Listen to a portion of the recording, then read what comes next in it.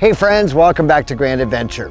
I'm your host, Mark Guido. And if you're one of our regular Grand Adventurers, you know that normally right where I'm standing right now, when we're home, there's our trailer, our RV sitting right here.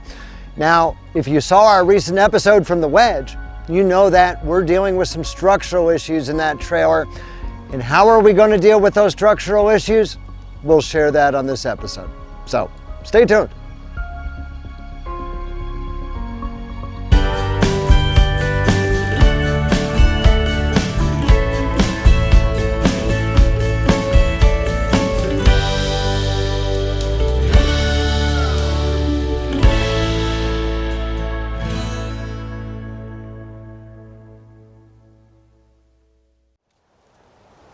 So we brought our 2016 Evo travel trailer down to Kyle at Straight Line RV, our trusted RV mechanic, to figure out what our options are. And they basically come down to two choices.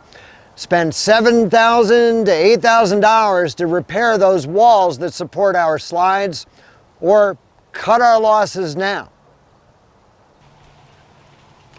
Now, choosing to replace the Evo rather than repair it as one of our potential options does present a unique opportunity for us.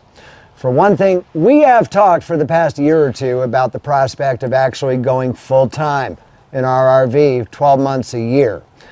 It really makes no sense for us to pay for this house for the 6 months a year that we are traveling around the country and not occupying the house. However, there are some shortcomings to the Evo that have prevented us from making that leap.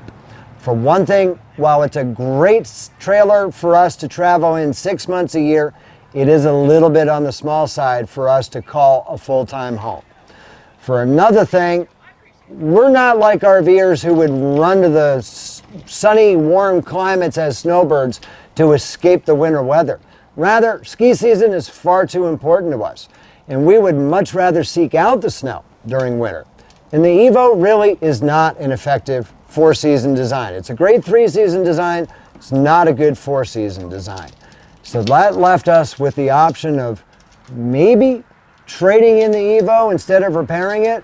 And if we did that, we could use that as an opportunity to pick up something that we could actually live in year-round. Once we got back to Salt Lake City, that meant it was time to go shopping. We needed to make as informed a decision as possible. We realized that no matter what we would decide, it wouldn't come cheap. We were either going to have to spend thousands to repair the Evo with no guarantee that we'd avoid similar or additional problems in the future, or take it in the shorts by trading in the Evo. We could have lessened the financial damage by selling our Evo outright, but I didn't feel right selling that trailer to someone who might not fully appreciate what they were getting themselves into.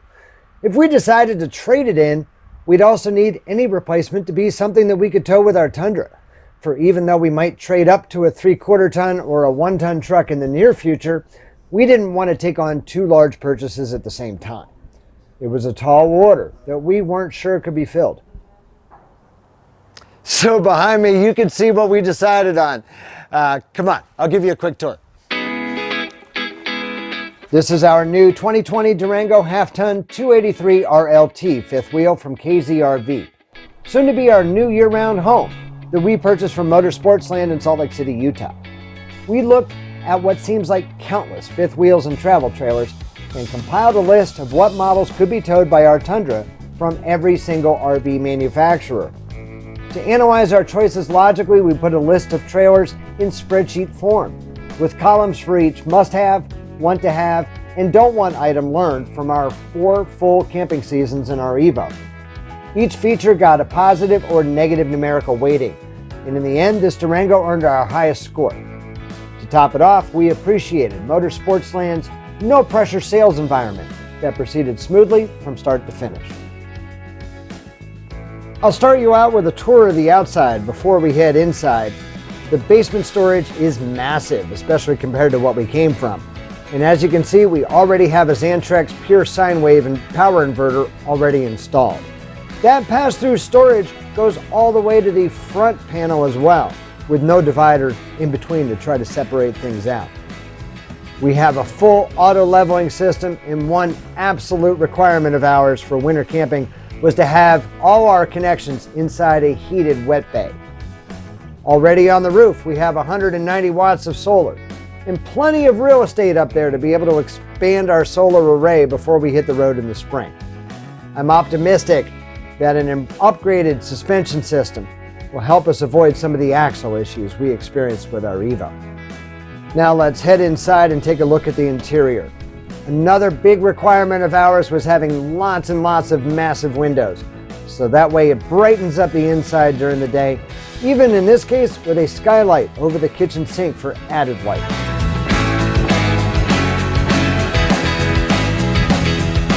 The main living area features an electric fireplace, LCD television, full galley with range and 3-burner stove, an 8 cubic foot 2-way refrigerator, and lots of cabinet space. Just below our solar charge controller sits Lippert's One Control system for touchscreen handling of just about every function inside the RV. Now let's take you upstairs to take a look at the bath and bedroom areas. The shower stall is quite large at 36 by 30 inches. Plenty of room for us to take a shower in this bathroom. Also in the bathroom, they've put a huge linen closet, deep, with lots of room for extra towels or sheets or blankets. We love this unique window right at eye level as you come out of the bathroom that lights up the hallway and gives you a nice view as you enter the master bedroom, which has a 3-door closet slide for plenty of storage. We'll be purchasing airbags before we hit the road, but still, I really expected the Tundra to squat quite a bit more.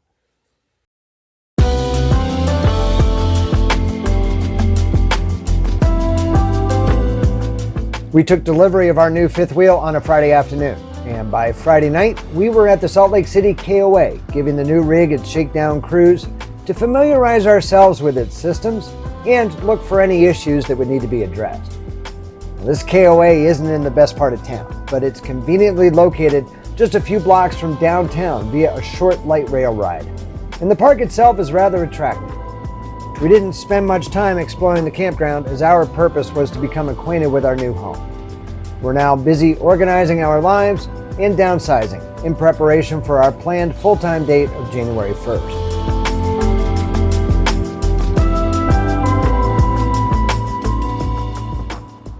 So what does this mean for Grand Adventure? Well, for one thing, we're definitely going to have to update our channel trailer because it's no longer applicable. However, that's something that really has been coming for quite some time and is now long overdue. We're going to spend this winter sharing with you what it's like to transition to full-time life. We're always scratching our heads trying to figure out what we're going to do for video content during the off-season anyway. So this gives us the chance to also share with you some of the unique challenges that we're going to face trying to winter in an RV throughout the cold months. Now, we'll be resuming our normal travel content coming up this spring. So stay tuned with us because we also have a few extra surprises in store for you coming up this winter.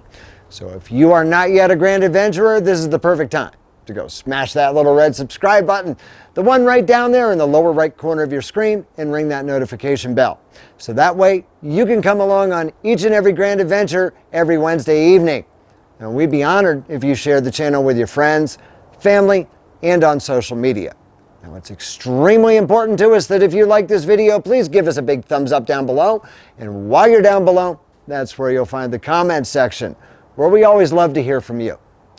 So until next week, as we embark upon this latest chapter of our own Grand Adventure, please remember, life is nothing but a grand adventure. We'll see you then.